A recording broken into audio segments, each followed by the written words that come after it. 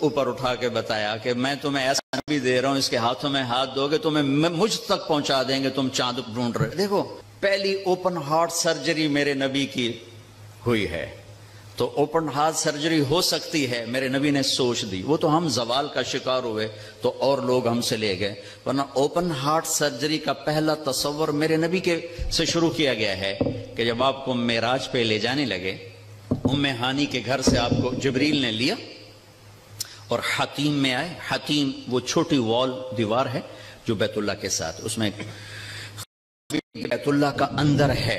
جب ہمارے نبی 35 سال کے تھے تو قریش نے سوچا کہ بیت اللہ بنائیں، وہ سیدھا ہو گئے تو وہ مستطیل تھا، لمبا چوڑا تھوڑا، ابراہیمی بنیادیں، یہ طے کیا کہ حلال کمائی سے بنانا ہے، حرام سے نہیں۔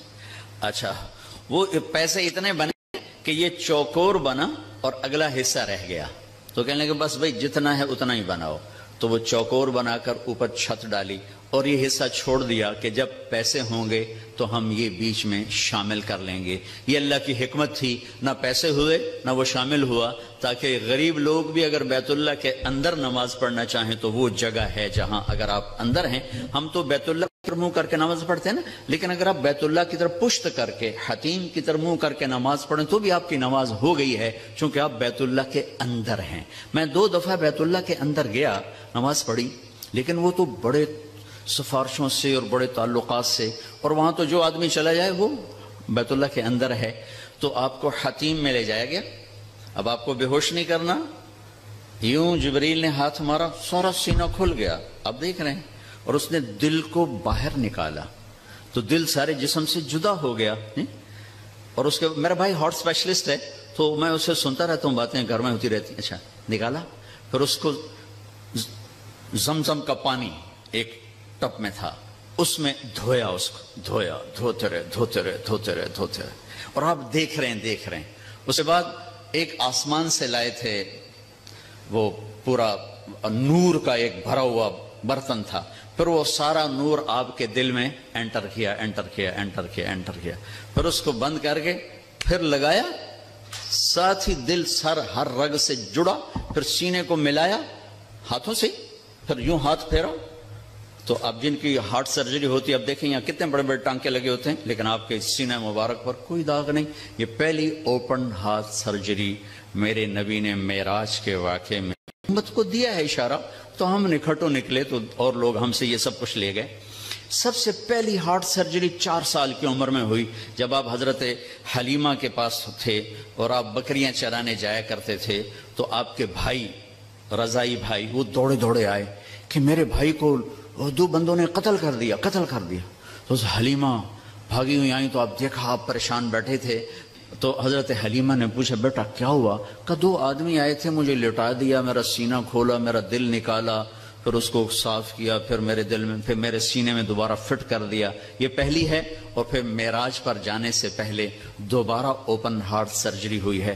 پھر براق کا آنا، تیز رفتار سواریوں کا تصور میرے نبی کے ذریعے سے ہمیں ملا کہ ایسی سواریاں بنائی جا سکتی ہیں جو مہینوں کا سفر گھنٹوں میں طے کر دیں۔ جب آپ نے اگلے دن فرمایا کہ میں گیا تھا بیت المقدس، تو قریش کہنے لگے ہم تو 1 مہینہ مسلسل چلتے ہیں اور پھر وہاں پہنچتے ہیں، تم 1 رات میں کیسے کہہ رہے ہو گیا بھی اور آیا بھی؟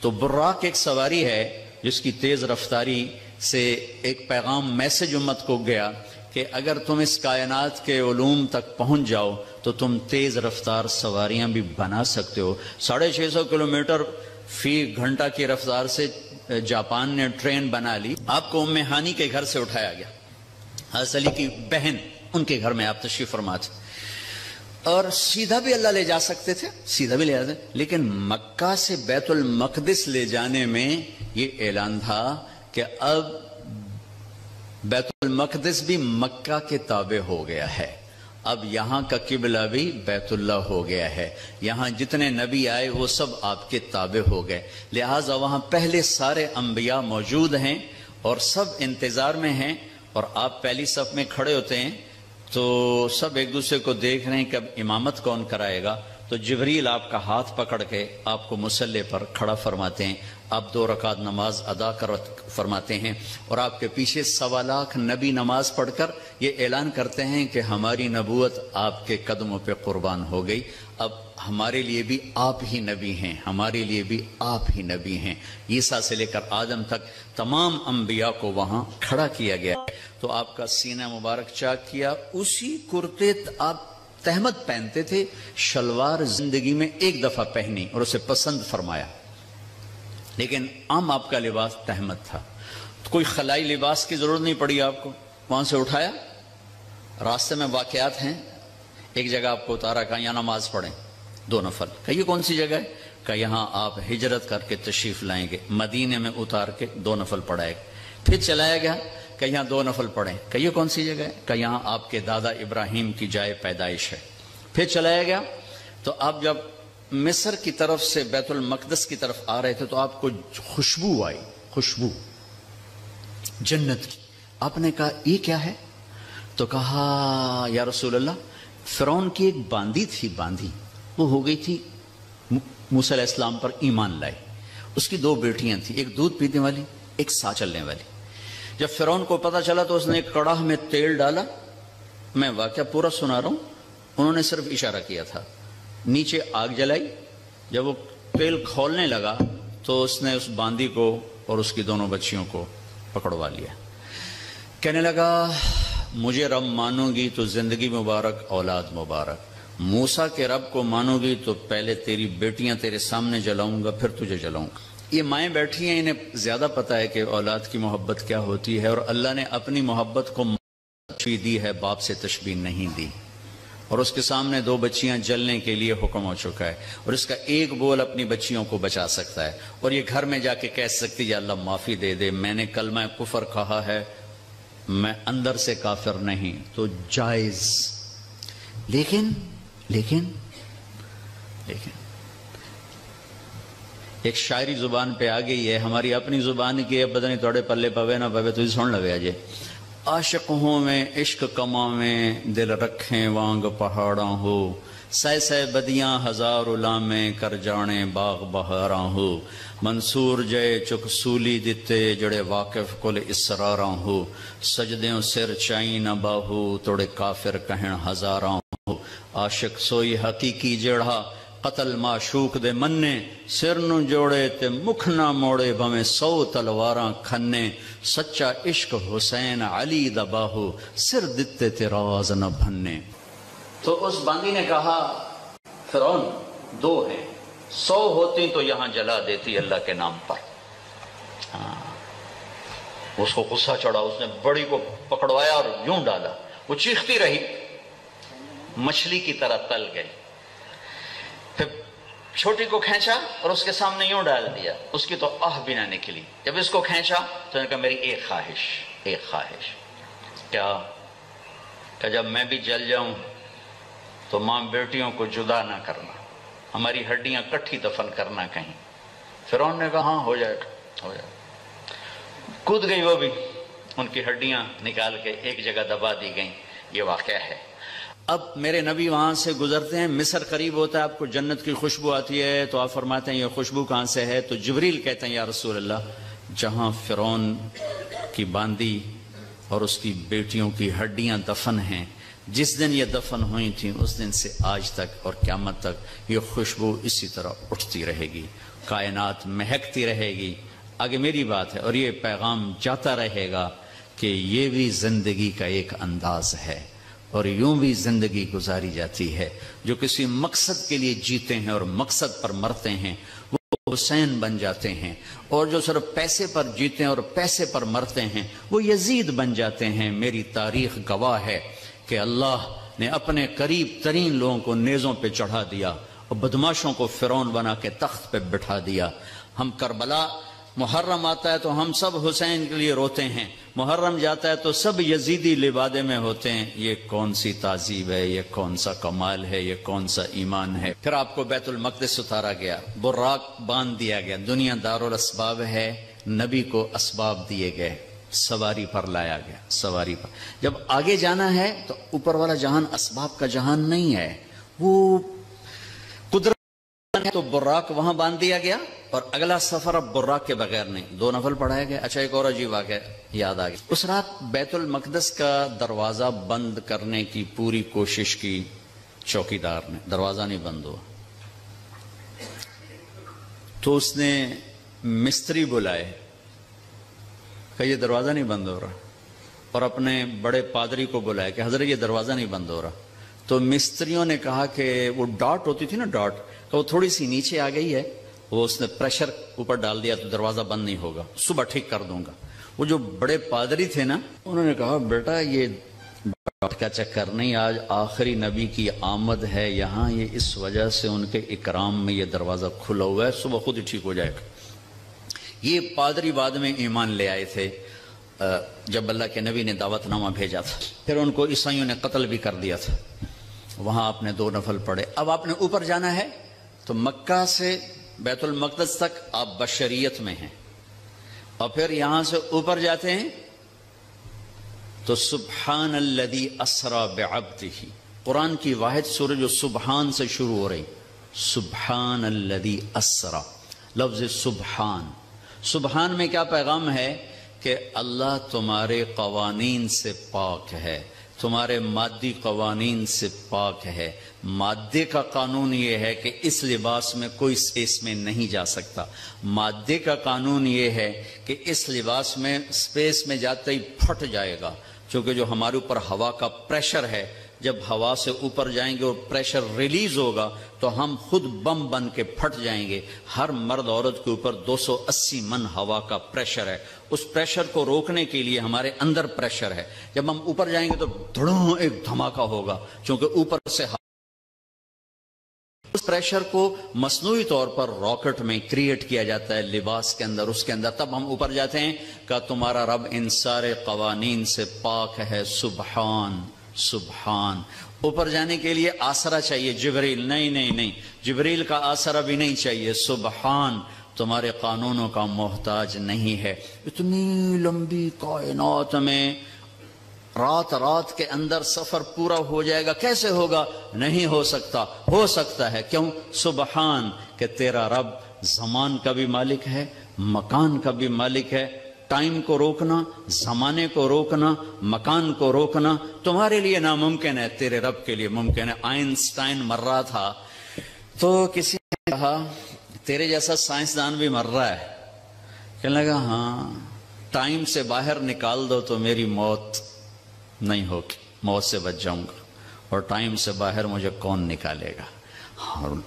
اللہ نکال سکتا ہے، اللہ نکال سکتا ہے۔ وہ ٹائم کا بنانے والا ہے، وہ زمان کو بنانے والا ہے، وہ وقت کا بنانے والا ہے۔ سبحان صرف ایک صورت ہے جو سبحان سے شروع ہوتی ہے، سبحان، اور اس سبحان کے اندر یہ سارے پیغام ہے۔ پاک ذات، بے عیب ذات، تمہارے قوانین سے بالا تر ذات، تمہاری سوچ سے بالا تر ذات، الذی اسری بعبدہ۔ قریش کہنے لگے تم کیسے جا سکتے ہو؟ اللہ نے جواب دیا یہ تھوڑا ہی گئے تھے، میں لے کر گیا تھا۔ قریش نے کہا بغیر سواریوں پر اتنا وقت لگ جاتا ہے، تم بغیر سواری کے کیسے چلے گئے آ گئے؟ تو اللہ نے کہا یہ نہیں گئے، اسری بعبدہ، میں لے کر گیا، میں لے کر گیا۔ اور یہاں الف اور با کا جو جوڑ ہے، اسری اور بعبدہ، الف اور با، عربی گرامر میں اگر الف ہو تو با کی ضرورت نہیں، اسری عبدہ ہوگا، ٹھیک ہے؟ اور اگر با ہو تو الف کی ضرورت نہیں، سری بعبدہ ہوگا۔ میری بات واضح ہوئی ہے نا؟ الف ہو نا، با کی ضرورت نہیں، اسری عبدہ، اور اگر با ہو تو الف کی ضرورت نہیں، سری بعبدہ۔ یہ الف اور با کا جوڑ کیوں ہے؟ یہ بتانے کے لیے کہ میں اللہ خود اپنے نبی کو لے کر گیا، اور بعبدہ ہی میں کیا اشارہ ہے؟ اب لوگ کون ہو کہ جی ہم کسٹم والے، میں کون ہوں جی؟ یہ جی مسجد والے، یہ کون ہے جی؟ یہ جی کپڑے والے۔ تو اللہ کہہ رہا ہے بعبدہ، یہ کون ہے؟ یہ میرا بندہ ہے، یہ میرا ہے، اور میں ان کا ہوں، بعبدہ۔ اور الف اور با کے ساتھ اللہ فرما رہے ہیں کہ میں لے کر گیا، جبریل بھی نہیں لے کر گئے۔ اوپر کا جو آپ نے سفر کیا ہے وہ جبریل کا ہاتھ پکڑ کے نہیں، ان کے کندھوں پر بیٹھ کر نہیں، ان کے پروں پر بیٹھ کر نہیں، اللہ کی قدرت کن کے ساتھ آپ جبریل کے ساتھ گئے ہیں تو ملکیت کا لباس آپ کو پہنایا گیا اور اپنے ساری فضا کو پار کیا. آج یہ سائنس کا نیا علم آیا ہے کہ اگر کوئی سواری ٹائم کی رفتار سے زیادہ ہو جائے تو ٹائم اس کے لیے زیرو ہو جاتا، ٹائم زیرو ہو جاتا. اگر 1,86,000 میل پر سیکنڈ سے کوئی سواری زیادہ تیز ہو جائے تو ٹائم اس کے لیے زیرو ہو جاتا ہے.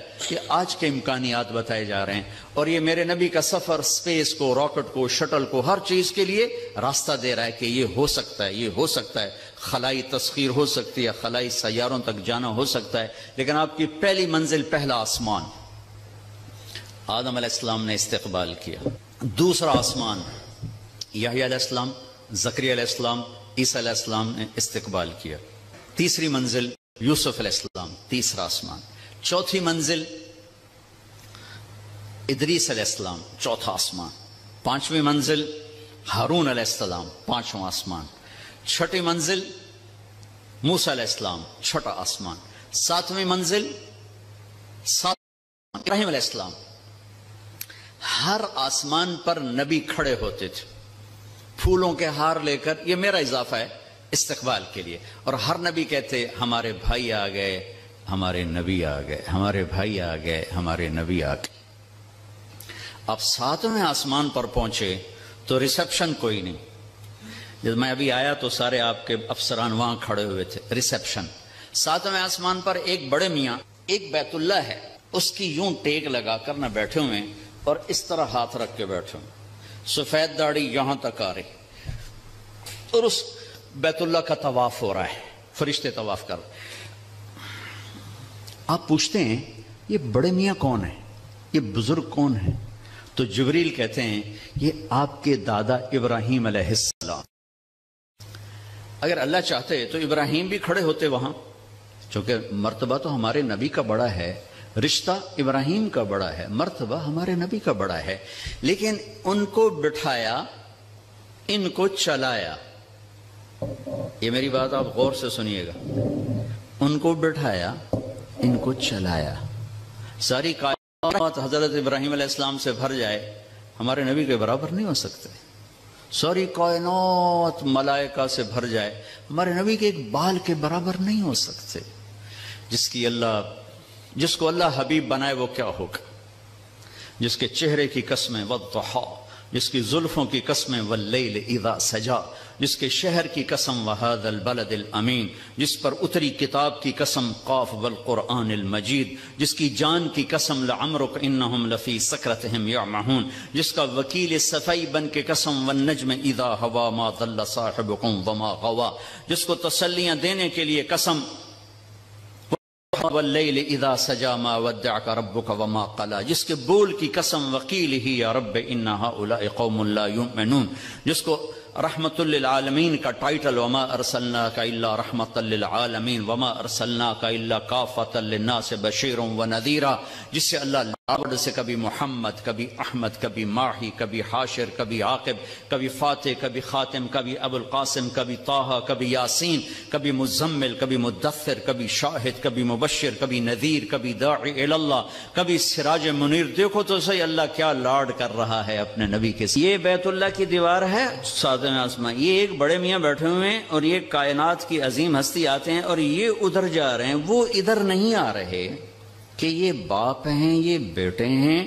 اور اس آگے جانے میں باپ کو عزت دینی ہے اور بیٹے کے گھٹنوں کو چھونا ہے اور امت کو پیغام دینا ہے کہ رشتوں کا تقدس ہمیشہ باقی رکھنا ہوگا، چاہے آخری نبی ہی کیوں نہ ہو، چاہے آخری رسول ہی کیوں نہ ہو. رشتوں کو تولا نہیں جا سکتا، ناپا نہیں جا سکتا، پیسوں پہ نہیں تولنا. رشتہ رشتہ ہوتا ہے. یہ چلے، وہ کھڑے ہوئے. سارے نبیوں نے کہا بھائی آ گئے. ابراہیم نے کہا میرا بیٹا آ گیا، میرا بیٹا آ گیا، میرا بچہ آ گیا. میرے نبی آ گئے. نبی بھی کہا میرے نبی آ گئے. وہ کہا میرا بیٹا آ گیا، میرا بچہ آ گیا. پھر گلے لگایا، پھر ماتھا چوما. یہ کسی نے نہیں کیا، یہ ابراہیم نے کیا. گلے لگایا، ماتھا چوما، آگے روانہ کیا. ایک پیغام ڈیلیور کیا کہ میرے نبی آپ اتنے مقام کے ہو کر بھی اپنی امت کو پیغام دیں کہ اپنے باپ کے آگے سر جھکائیں، اپنی امت کو پیغام دیں کہ ماں باپ کے رشتے کے سامنے اولاد کو بھی جھکنا پڑتا ہے۔ ابراہیم ملے اور آپ جانے لگے تو کہا بیٹا اپنی امت کو میرا سلام کہہ دینا۔ سبحان اللہ، یہ رشتہ بہت گہرا تھا کہ اپنی امت کو میرا سلام کہنا، اور انہیں کہنا جنت خالی زمین ہے اور اس کے باغ باغیچے سبحان اللہ الحمدللہ لا الہ الا اللہ اللہ اکبر ہیں، جتنا کہیں گے اتنے درخت وہاں لگتے جائیں گے۔ اب آپ سدرۃ المنتہا پہنچے تو ایک آج کی اس میں آج کے لہجے کی گفتگو کہ جبریل نے کہا یا رسول اللہ آگے میرے پاس ویزا کوئی نہیں، آگے اور جہان ہے، ملکوتی جہان بھی ختم، ملائکہ کا جہان، سدرۃ المنتہا، یوں سمجھو جبریل اپنے گھر میں کہہ رہے ہیں یا رسول اللہ اس سے آگے میرے پاس ویزا کوئی نہیں، میں نہیں جا سکتا۔ کہا میں اتنا بھی آگے جاؤں گا نا ایک بالش تو میں جل کے راکھ ہو نہیں جا سکتا۔ تو یہاں آ کر ملکوتی حیثیت بھی ختم ہو کر کوئی اور حیثیت آپ کو عطا کی گئی، وہ اللہ جانے، اللہ کا حبیب جانے۔ عرش تک پہنچنے میں پہلی ہستی کامیاب ہو رہی ہیں، جبریل بھی کہہ رہے ہیں آگے نہیں جا سکتا یا رسول اللہ، بس ختم، میں ختم۔ عرش پہلی دفعہ اس کے دروازے کسی ہستی کے لیے کھل رہے ہیں اور آپ کے قدم عرش پہ پڑ رہے ہیں، اور چوتھی منزل آپ کی اللہ اور حبیب اللہ ہیں کہ اللہ نے سارے پردے ہٹا کر اپنا آپ دکھا کر کہا السلام علیک ایھا النبی ورحمۃ اللہ وبرکاتہ، اے میرے محبوب آپ کا رب آپ کو سلام پیش کرتا ہے۔ اور یہاں حبیب اور خدا میں ملاقات ہے، ثم دنا فتدلى فكان قاب قوسین او ادنا۔ یہ لفظ آپ نے سنا ہوگا قاب قوسین، قاب قوسین۔ میں آپ کو آج اس کی تصویر بنا کے دکھاتا ہوں کہ قاب قوسین کا مطلب کیا ہے۔ عربوں میں اکثر لڑائی ہوتی رہتی تھی، جب ان میں صلح ہوتی تھی تو قبیلوں کے سردار کٹھے ہوتے تھے اور صلح ہو رہی۔ صلح کیسے ہوتی تھی؟ یہ ایک کمان ہے عرب سردار کے ہاتھ میں، یہ دوسری کمان ہے دوسرے عرب سردار کے ہاتھ میں، ان دونوں کی لڑائی ہے۔ یہ دو عرب سردار ان میں صلح کروا رہے ہیں، یہ دو ساتھ ان کے اس صلح کو پورا کرنے کے لیے آ رہے ہیں۔ اب یہ ایک محفل ہوتی تھی تو ایک عرب سردار اٹھ کے اپنی کمان یوں کرتا تھا، یہ کمان کا وہ دھاگا ہے جس کے اوپر تیر کھینچا جاتا تھا، اور یہ وہ لکڑی ہے، ٹھیک ہوگی یہ۔ اب یہ یوں آ کر اپنی کمانوں کے سرے یوں ملا دیتے تھے، آپ دیکھ رہے ہیں سارے، یہ قوس، یہ قوس، قوس کہتے ہیں کمان کو، یہ قاب ہے، یہ قاب، قاب قوسین، دو کمانوں کی قاب، یہ اور یہ اور یہ قاب، اور یہ قوس، یہ قوس۔ تو اس ملنے کو عربی میں کہا جاتا ہے قاب قوسین، کہ اب جیسے دو کمانیں ان کے کنارے آپس میں مل گئے تو یہ سردار بھی آپس میں مل گئے، اب ان میں لڑائی نہیں ہوگی۔ اس محاورے کو اللہ نے اپنے اور حبیب اللہ کے لیے استعمال کیا قوسین، کہ میرا حبیب میرے قریب ایسے ہوا جیسے دو کمانوں کے کنارے قریب ہوتے ہیں۔ اگلی عجیب بات بتاؤں، او ادنا، او ادنا، اس کی کیفیت صرف اللہ جانتا ہے کہ نہیں میرے حبیب اس سے بھی زیادہ میرے قریب ہو گئے۔ میرے بھائیوں، اس ہستی کو آئیڈیل بنا کے چلو، مزے کرو گے اللہ کی قسم، اور آپ کی نسلیں مزے کریں گے۔ اگر آپ لوگوں کی جیبوں پہ ڈاکے ڈالتے رہے، نہ آپ سکھی رہو گے نہ آپ کی نسلیں سکھی رہیں گی۔ 60 کی دہائی کے ایک چیئرمین پورے مغربی پاکستان کے ہمارے قریبی رشتہ داروں میں تھے، انہوں نے حرام دولت کے ڈھیر لگا دی، پھر اچانک مر گئے۔ ایک دن ان کا بڑا بیٹا کہہ رہا تھا کاش ہمارا باپ ہمارے لیے حرام کٹھا نہ کرتا تو کوئی خوشی کا دن ہم بھی دیکھ لیتے۔ اور میں نے اس آدمی سے ان کانوں سے سنا، میں اج مر جاواں میری دھی نو کسے دی پرواہ کوئی نہیں۔ بیٹی کمزور ہوتی ہے نا، بیٹوں کا نام نہیں لیتا، بیٹی میں اج مر جاواں میری دھی نو کسے دی پرواہ کوئی نہیں۔ ہائے ہائے ہائے، اس کا بیٹا کہہ رہا تھا کاش ہمارا باپ ہمارے لیے حرام کٹھا نہ کرتا تو کوئی خوشی کا دن ہم بھی دیکھ لیتے۔ پیٹ پہ پتھر باندھ لیے کہ میری امت پیسے پر نہ بک جائے، چوپڑی روٹی پراٹھے اور انڈے پر نہ بک جائے۔ 3 دن کے فاقے برداشت کیے۔ آپ باغ میں تشریف لے گئے، کھجوریں گری پڑی تھی، گندی کھجوریں جو گر جاتی، آپ نے اٹھائی، ہائے ہائے وجہ کائنات، ساری کائنات جن کے لیے بنائی، ایک گندی کھجور صاف کر کے منہ میں رکھی۔ ایک صحابی ساتھ ہیں، عبداللہ تو نہیں کھاتا؟ کہ یا رسول اللہ مجھے بھوک نہیں۔ بھوک کا مسئلہ نہیں تھا، وہ کھجور کھانا مشکل تھا، جی مجھے بھوک نہیں۔ کہ عبداللہ مجھے بھوک ہے، آج چوتھا دن ہے میں نے کچھ نہیں کھایا، چوتھا دن، مجھے 8 بجے تک چائے نہ ملے میرے سر میں درد ہو جاتا ہے، اور جی میں چائے نہیں پیتی، سیرج پیڑ پہ گئی ہے، آج چوتھا دن ہے عبداللہ میں نے کچھ نہیں کھایا، گری پڑی کھجور صاف کر کے کھائی ہے۔ کسٹم والوں کو پیغام دیا ہے، پیسہ سب کچھ نہیں ہوتا ہے، انسانیت بہت بڑی معراج ہے۔ اللہ کا ترازو پیسے کو نہیں تولے گا، تیرے کردار کو تولے گا، تیری سچائی کو تولے گا، تیری دیانت کو تولے گا۔ اللہ اور حبیب اللہ کی ملاقات ہے، قاب قوسین او ادنی۔ پھر وہاں سے آپ کی واپسی ہوئی ہے تو 50 نمازیں لے کر واپس آئے۔ میں اللہ پہ قربان جاؤں، اللہ نے 5 دینے تھیں، 50 کیوں دی ہیں؟ نماز کی اہمیت بتانے کے لیے کہ نماز بڑی عظیم چیز ہے۔ آگے آپ نے کچھ کہا ہی نہیں، چپ کر کے واپس آ گئے۔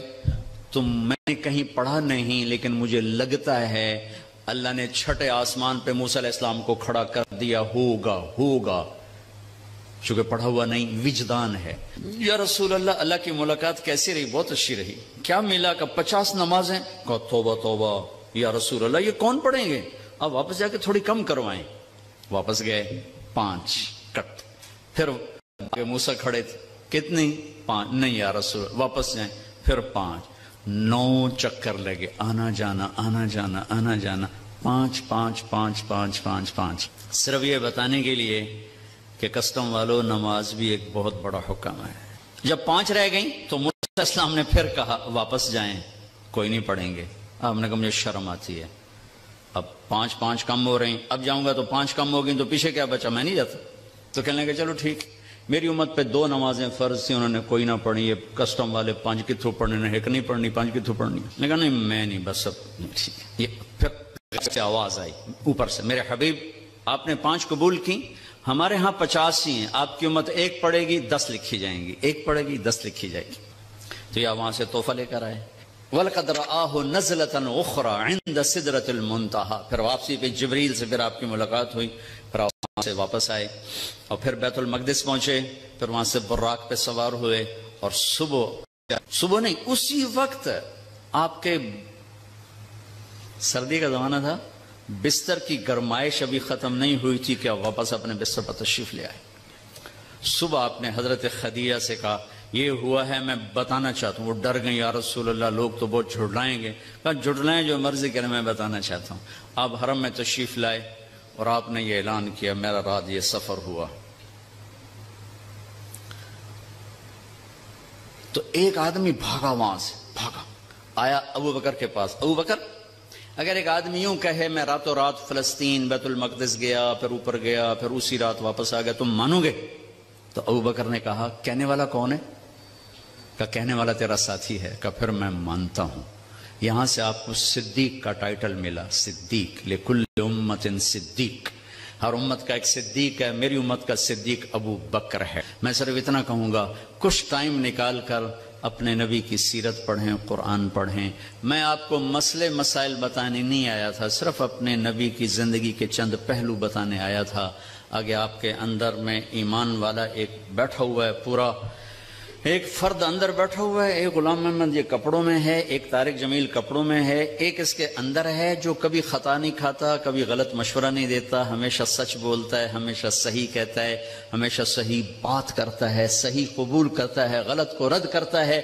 میں اسے تھپکیاں دے کے سلا دیتا ہوں، چپ کر سارا جہان کر رہا ہے، کی ہو گیا، وہ چلاتا رہتا ہے، وہ غلط ہو رہا ہے۔ میں کہتا ہوں بکواس نہ کر، میں نے بچے پالنے، میں نے ان کے گھر بنانے، میں ان کی فیسیں بھرنے، میں نے ان کے فیوچر کو سنوارنا ہے، تو مجھے کیا سنا رہا ہے؟ سارا جہان کر رہا ہے، میں نے کر دیا تو کیا ہو گیا؟ یہ جنگ چلتی رہتی ہے، یہ اندر سسٹم ایمان، کتنا ہی ایمان کو گرا کے رکھ دو، وہ آواز لگاتا ہے، وہ صدا دیتا ہے، جو سن لیتا ہے وہ بیدار ہو جاتا ہے، جو نہیں سنتا پھر وہ موت پہ بیدار ہوتا ہے، پھر وہ بیداری کام نہیں آتی۔ حضرت علی کا فرمان ہے الناس نیام اذا مات انتبہوا، لوگ سوئے ہوئے ہیں، جب موت آئے گی آنکھ کھلے گی۔